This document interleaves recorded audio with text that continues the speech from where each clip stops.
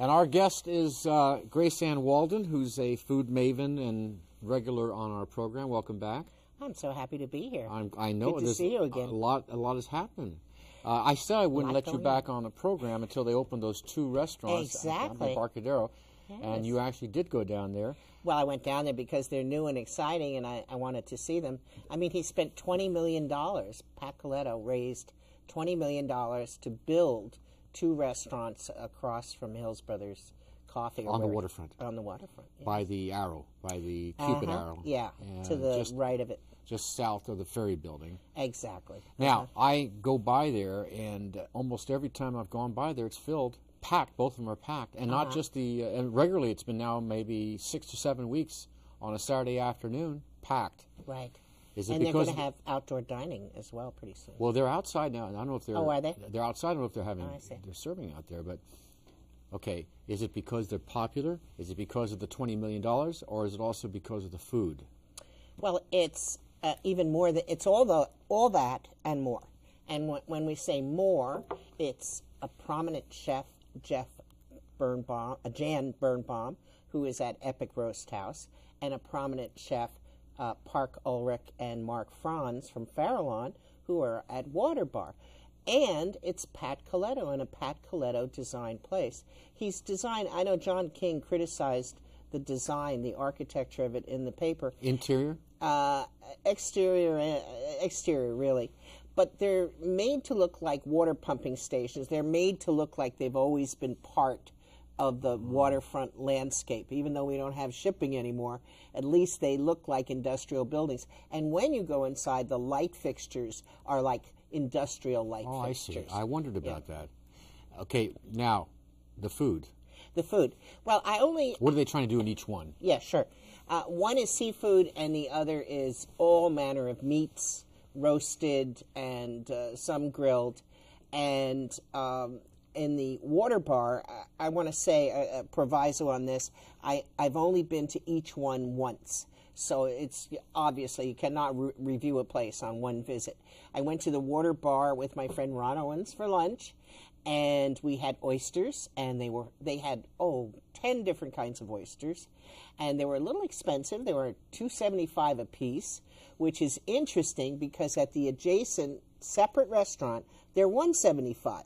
So maybe one should eat their oysters in the meat house and then walk across the way. It's only 20 feet away. Yeah, exactly. But we had fantastic oysters, and then he had the lobster salad, which was chunks and chunks of lobster, and I had grilled squid, grilled calamari with white beans and pesto, and I think we split a dessert. It was a beautiful view of the Bay Area. I mean, you couldn't be in a more beautiful place as far as seeing the span of the Bay Bridge striking above you. And it has 2 big circular aquariums with local fish in it, which are not as pretty as if you have, tropical fish. I felt a little bit like there wasn't enough energy in the room, but it wasn't full. This was a Wednesday lunch, and it wasn't full. I went at another time to Epic Roast House, and it was all excitement. The wood fire was burning, and he's doing these steaks from 6 different purveyors. So you can have grass-fed, corn-fed, all sorts of beef. I had the, he makes his own in-house salumi. Everybody's making salumi. I know you always laugh when I say that. But that is a class of cured meats. And for those who don't know what you're talking about, it's actually called salami, and most people in America know it as that. Yeah. But it's not. Italian, it's not just salami. Okay. When you say salumi, it means head cheese, porchetta, all different kinds. All right, of I stand corrected. All right. Now I want to ask you a question. Yeah. Those 2 restaurants are intended to begin to service the many new residents on Rincon Hill, where there was nothing. Exactly, It was and that big industrial high-rise too. Right. Sure. Now, that may be one reason why it's getting a lot of patronage. Right. Sure. Are there other restaurants opening up on Rincon Hill to handle this new influx? There's a whole bunch residents? coming. I don't remember the name of every last one. I did go to one that's open. It's better in some ways to talk about what's open already. And that was local, and that's from a fellow who has already one restaurant in the city, Ula.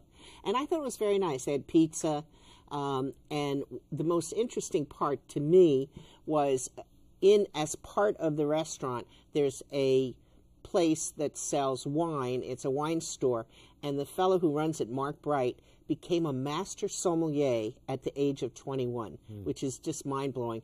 But to show you that they're really part of the neighborhood, they have milk there and things like that. So it's a strange, they have a little deli case. So if you live in the neighborhood, because I don't know a supermarket down there, Nothing. I don't even know a corner store down there. Nothing. So you could pick up items like that. So I thought that was pretty interesting. That's very smart. It was. It's brilliant. It's brilliant. When you have this concept of condos, empty nesters, and so on, they're going to start to develop. Let's go out to dinner. They're going to start regularly going to, let's say, locals. It's going to become. It's a different kind of dining. Oh, absolutely. This local was meant to be not a tourist or a destination restaurant. It was meant for the locals. That's why they called it that. And so they're building on that now. Other restaurants in the city like Town Hall or Farallon or Boulevard, they're depending somewhat on the tourist trade as well as the locals, as well as mom and dad who are celebrating, who are in Lafayette, and they come into the city to celebrate their anniversary. So you remember Jack's was that way. There are people who went there for 30 years, sat at the same table, and some ordered the same meal every night. So we're going to get that kind of neighborhood feel, even though it's downtown. Right, exactly. But it's more egalitarian. Jack's was a wonderful place in its way, but it was really a men's place mostly, at least at lunch. Oh, of course.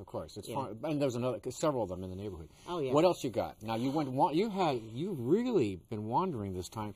I noticed that you brought us lots of great items for our table, our new table here, and I'm looking forward to enjoying it like last time. You know, when I bring you food, you say I don't want to eat on air, so I'm going to have to sneak it to you. I have been all around the Bay Area. I did go back to the Grand Cafe, which is in the Hotel Monaco on Geary, and I went back there, and they have a new chef there, and he is doing some fantastic, really French bistro food.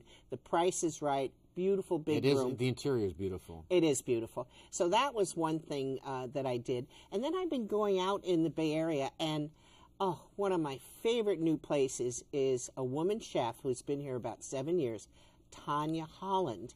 And you know where the Cypress freeway fell down and was destroyed? Mm-hmm. Well, that's like a big boulevard, right? And there's just warehouses there. They call it Mandela Parkway. Sure. And this is West Oakland. West Oakland, exactly. And it's just warehouses, and there's some lofts and some artists. Well, she took over a kind of defunct storefront there. Amazing. And she's doing brown sugar kitchen, cute interior, and she does the best fried chicken. She does cornbread. She does barbecued ribs. Fantastic. But high class. Yeah. But the prices are not, exorbitant. I've also went up to Napa. I mean, it was amazing to me to see in the New York Times that the 10 best restaurants that Frank Bruni has picked, the only one in the Bay Area was Ubuntu, U-B-U-M-T-U, and it is a vegetable restaurant in Napa, and it's fantastic. What do you mean vegetable restaurant? Well, they don't want to call themselves vegetarian, but they make incredible vegetable dishes. And this was one of the top 10 for New York? That New York picked as far as the whole country. The whole country? And it's the only one. Of all categories, not just vegetarian? Absolutely. So you've got to get up there. And nearby there... Well, can I ask you, yeah. what are they doing to the vegetables that make them one of the top restaurants in the country? They were just very, very inventive dishes. He did have one dish, and it was some vegetables that were cooked, and then they were on top of a very famous French chef's potatoes, Robuchon's potatoes. So at the end of my meal, he came over to say hello, because I'd met him before, and I said, so when you make these mashed potatoes, how much butter to how much potato? And he said 6 to 1. So just imagine 6 pounds of butter to 1 pound of potato. Right. So, of course, any vegetables will taste good. But anyway, his food is very interesting and very good. Now, you had one in Redwood City as well.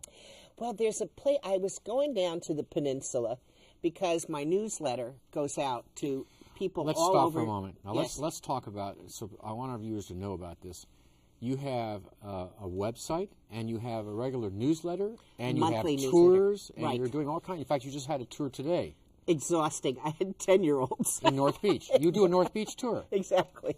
And I've done a couple this year with children, and I had 8-year-olds, and they were great. And the 10-year-olds were great, too, but, boy, much more energy. So I was wiped out. What happens on the tour? Oh, well, we go places. I tell them the history of the Italians' immigration here. Through the restaurants? No restaurants.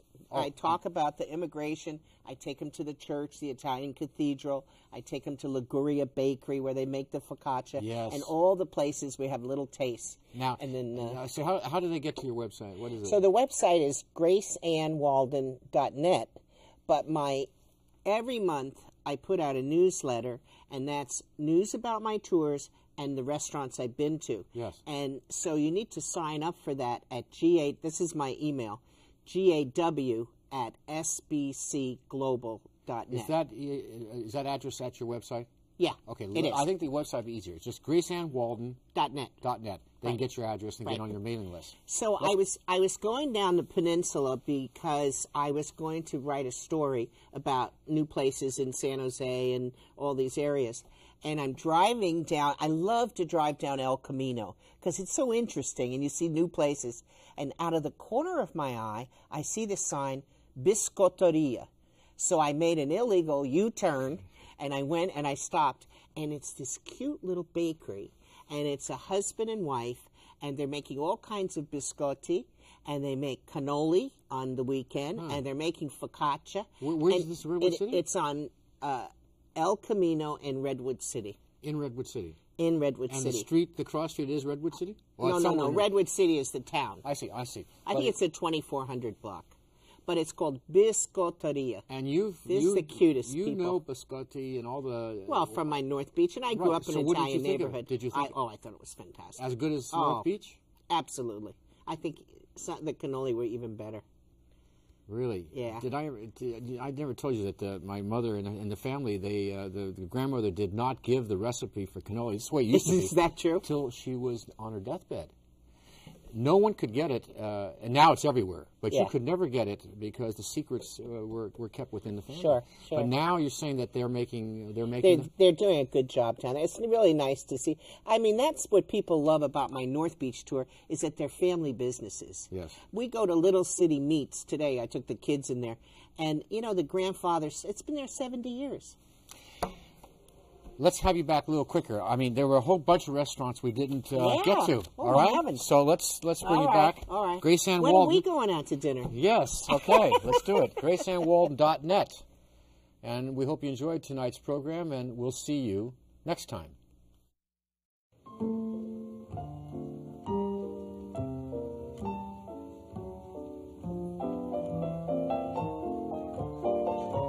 Visit our website at www.sfunscripted.com.